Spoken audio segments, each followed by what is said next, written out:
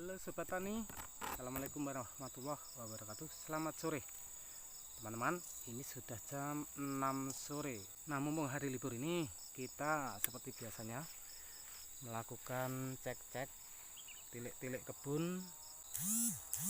Dan saat ini kita sedang di salah satu kebun, yaitu kebun DXP 239. Nah, seperti apa buahnya? Ya, DXP 239 ini ternyata sampai pada umur nih ukurannya belum begitu besar teman-teman, tapi buahnya rapat. Nah, istilahnya setiap lebah ini menghasilkan tandan. Dan ini di belakang saya sebagai salah satu pohonnya, bisa dilihat ini. Nah, kayak ini. Nampak enggak ya? Nah, ini dia teman-teman. Kayak ini, jos ini. Nah, produktivitasnya memang bagus sesuai dengan spek yang dimunculkan dalam setiap varietas, yaitu dimana 239 ini punya potensi buah per tahun yang cukup besar, yaitu 38 ton. Potensinya bisa mencapai angka itu. Dan memang produksinya terus menerus. Ini berbeda dengan jenis yang lainnya, meskipun tandanya mungkin ada yang lebih besar, tapi kerapatan tandan dalam setiap pohonnya, ya, kontinuitas pembuahan tidak sama dengan 239 ini. Ini bagus sekali nih teman-teman.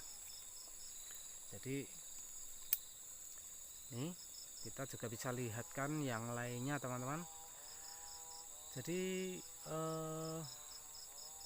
untuk teman-teman yang mengikuti channel ini, saya ingin katakan, meskipun saya memang spesifikasinya di bagian teknik tanaman secara umum, ya, karena pada dasarnya ini adalah pengetahuan laboratorium, mulai dari struktur jaringan, struktur spesifikasi masing-masing jaringan itu selnya seperti apa, dan bagaimana kira-kira proses nutrisi itu dipindahkan.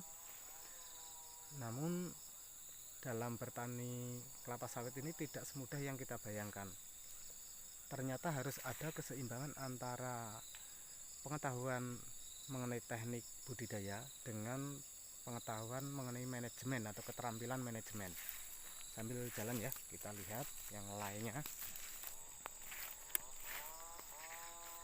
Dan keterampilan manajemen inilah yang merupakan hal yang sebenarnya belum begitu dalam saya kuasai. Saya masih keluyuran seperti ini, masuk-masuk kebun dan melihat-lihat, artinya belum bisa melepaskan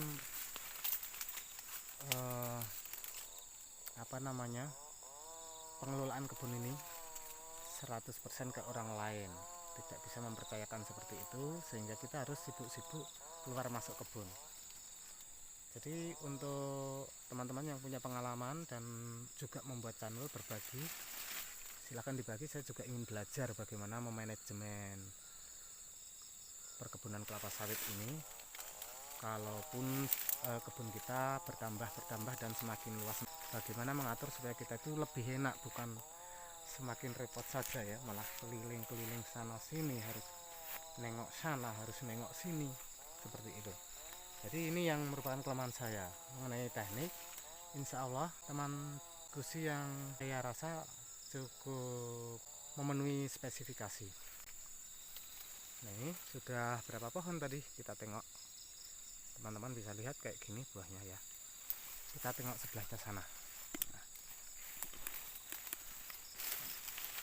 Nah, kelapa sawit 239 umur sudah 4 tahun teman-teman. Seperti ini. Kita lihat yang lainnya. Ini di belakang saya, aduh, ketutup daun ya. Nah, agak susah. Nah, itu. Jadi buahnya tidak pernah kosong untuk sampai umur ini. Kita tidak tahu, kita lihat saja nanti dari tahun ke tahun bagaimana kebun yang ini nanti kira-kira setelah 3 tahun atau 2 tahun berikutnya. Teman-teman bisa lihat. Kita lihat yang ini. sore ya. Saya jarang ngajak keluarga. Kalaupun ada yang bekerja di sini, saya tidak melakukan pengawasan secara langsung. Namun saya menilai dari berapa biaya yang saya keluarkan dan apa hasil yang saya dapatkan.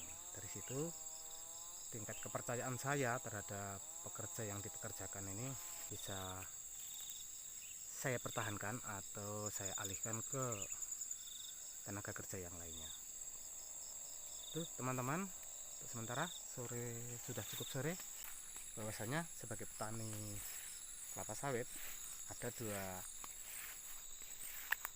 skill yang sebenarnya harus kita kuasai, yaitu kemampuan manajemen dan kemampuan budidaya. Sampai di sini dulu. Wassalamualaikum warahmatullahi wabarakatuh.